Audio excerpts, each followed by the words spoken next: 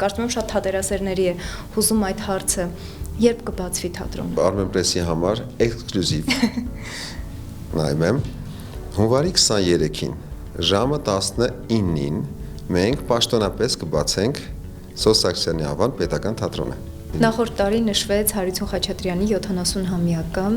շուկով նշվեց նաև Հայաստանի ազգային ֆիլհարմոնիկ նվագախմբի 100-ամյակը։ Պարոն Դանիելյան, այս տարի ինչ հոբելյարների սպասենք։ Այս տարի ուրեմն Հախինյանի, կոմպոզիտոր Հախինյանի 100-ամյակն է եւ շատ կուզենք իր մասին խոսել եւ երիտասարդներին ասել, թե ով է եղել կոմպոզիտոր Հախինյանը։ Օրինակ Անահիտ Ցիցիկյան, խոսում ենք կանանց մասին մեր լավագույն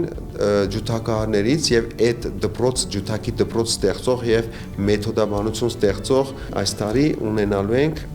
26-ից սկսած եւ 26-27 ՅՈՒՆԵՍԿՕ-ի ցանկում ընդգրկված երկու շատ կարեւոր իրադարձություն։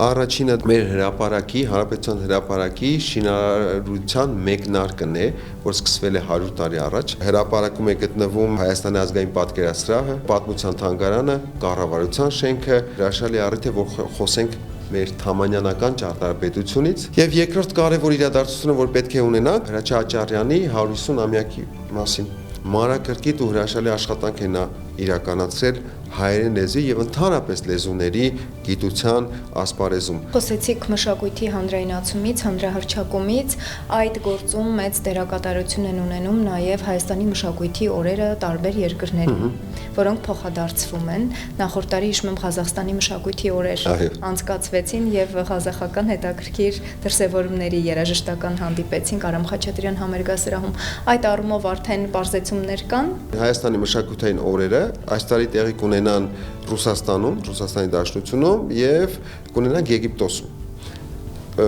Եվ հակառակը մենք հյուրընկալենք Հնդկաստանին եւ Վիետնամին,